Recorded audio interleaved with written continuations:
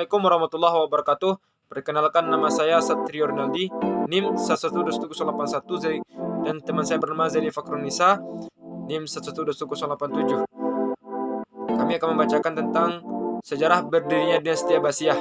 Yang pertama, kemunduran dari dinasti Umayyah dan tidak berakhlaknya para pemimpin Bani Umayyah yang dimulai oleh Yazid I dan Marwan. Kepemimpinannya lebih suka berburu, pesta minum, alunan musik, puisi, dan berpoya-poya dalam kemewahan ketimbang membaca atau mempelajari Al-Quran dan mengurus persoalan negara. Dan yang kedua, keluarga Abbas pun memanfaatkan situasi, segera menjadi pemimpin gerakan anti Umayyah, dan mereka memproklamirkan berdirinya pemerintahan Abbasiyah pada tahun 129 Hijriah. Dan yang ketiga, dan Bani Abbasiyah berhasil menaklukkan Khurasan dan Irak, maka terjadilah pertempuran antara pasukan Abbasiyah dan pasukan Marwan bin Muhammad di Sungai Zam. Marwan dan pasukannya kalah dalam pertempuran yang terjadi dengan kematiannya, maka pemerintahan Umayyah hancur dan awal pembentukan dinasti Abbasiyah. Sistem pemerintahan politik dan bentuk negara. Ada tiga sistemnya. Yang pertama, pada periode pertama dari 750 sampai 847 Masehi. Pada periode ini, seluruh kerajaan Islam berada di bawah kekuasaan para khalifah kecuali di Andalusia. Adapun para khalifah yang memerintah pada ini Abu Ja'far As-Saffah, Abu Ja'far Al-Mansur, Abu Abdullah Al-Muhammad Al-Mahdi bin Al-Mansur, Abu Musa Al-Hadi, Abu Ja'far Harun Ar-Rasyid, Abu Musa Al-Amin, Abu Ja'far Abdullah Al-Ma'mun, Abu Ishaq Al-Mu'tasim, Abu Ja'far Harun Al-Wathiq, Abu Fadal Ja'far Al-Mutawakkil. Pada periode kedua dari 232 sampai 590 Hijriah.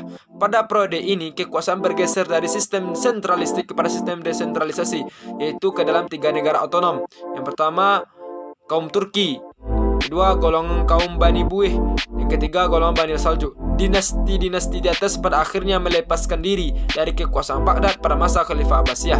Periode ketiga, pada periode ini kekuasaan berada kembali di tangan Khalifah, tetapi hanya di Baghdad dan kawasan sekitarnya. Sedangkan para ahli kebudayaan Islam membagi masa kebudayaan Islam di zaman satu Daulah Bani Abbasiyah ada 4 masa. Yang pertama, masa Abbasiyah 1, yaitu semenjak lahirnya Daulah Bani Abbasiyah tahun 750 Masehi sampai meninggalnya Khalifah Al-Wasik. Yang kedua, masa Abbasiyah 2, yaitu mulai Khalifah Al-Mutawakkil 847 Masehi sampai berdirinya Daulah Buwaihiyah di Baghdad. Masa Abbasiyah 3, yaitu dari berdirinya Daulah Buwaihiyah tahun 946 Masehi sampai masuk Islam Seljuk ke Baghdad.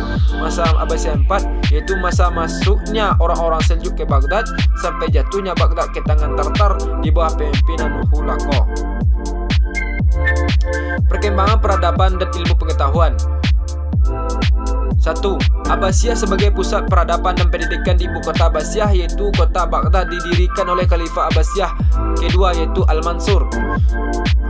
Sejak awal berdirinya, kota ini sudah menjadi pusat peradaban dan kebangkitan ilmu pengetahuan dalam Islam. Setelah masa Al-Mansur, yaitu pada masa pemerintahan Khalifah Harun Ar-Rasyid dan anaknya Al-Ma'mun, memiliki perpustakaan yang dipenuhi dengan buku-buku ilmu pengetahuan yang bernama Baitul Hikmah, yang juga berfungsi pusat pengembangan ilmu pengetahuan. Di antaranya, Khalifah Al-Ma'mun mempekerjakan Muhammad Al-Kharizmi untuk mengajarkan studi dan riset astronomi dan matematika.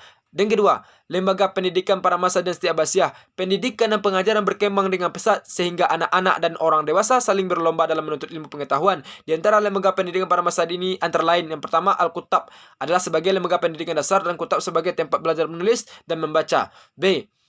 Pendidikan rendah di istana. C. Tokoh-tokoh kitab adalah dengan penulisan kitab-kitab dalam berbagai cabang ilmu pengetahuan, maka berdirilah tokoh-tokoh kitab dan tokoh-tokoh tersebut berfungsi sebagai tempat berjual beli kitab-kitab. D. Rumah-rumah para ulama adalah menjadikan rumah para ulama sebagai tempat belajar, di antaranya rumah Ibnu Sina, Al-Ghazali, Muhammad Al-Fasihi, dan lain-lain. E. Majelis atau saloan kesusastraan adalah suatu majelis khusus yang diadakan oleh khalifah untuk membahas berbagai ilmu pengetahuan. F. Badi'ah adalah dusun-dusun tempat tinggal orang-orang Arab yang tetap mempertahankan keaslian dan kemurnian bahasa Arab, bahkan sangat memperhatikan kefasihan berbahasa dengan memelihara kaedah-kaedah berbahasanya. G. Rumah sakit adalah selain sebagai tempat perawat dan mengobati, orang-orang sakit juga berfungsi sebagai tempat untuk mendidik tenaga yang berhubungan dengan perawatan dan pengobatan, serta tempat untuk mengadakan berbagai penelitian dan percobaan dalam bidang kedokteran dan obat-obatan sehingga berkembang ilmu kedokteran dan ilmu obat-obatan. H. Perpustakaan atau observatorium adalah dalam pengembangan ilmu pengetahuan, maka berdirikanlah perpustakaan dan observatorium serta tempat penelitian dan kajian-kajian ilmiah lainnya. Madrasah adalah muncul pada masa dinasti Abbasiyah sebagai kelanjutan dari pengajaran dan pendidikan yang telah berlangsung di masjid-masjid dan tempat lainnya.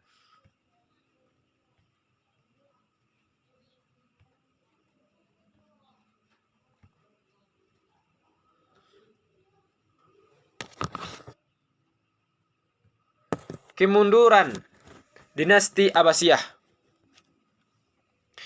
Faktor pertama adalah Khalifah lemah dan banyak faktor lain menyebabkan Khalifah Abbasiyah menjadi mundur. Di antaranya, faktor dari dalam: A. Kemewahan hidup di kalangan penguasa. B. Melebihnya bangsa asing dari bangsa Arab. C. Kekejaman terhadap Bani Umayyah dan Alawin yang mengakibatkan kerugian bagi dirinya sendiri, itu Bani Abbasiyah. D. Perebutan kekuasaan antara keluarga Bani Abbasiyah. E. Pengaruh bid'ah agama dan pembahasan panah filsafat. F. Konflik keagamaan. 2. Faktor dari luar: banyaknya pemberontakan, bencana bangsa Turki, dan dominasi bangsa Persia.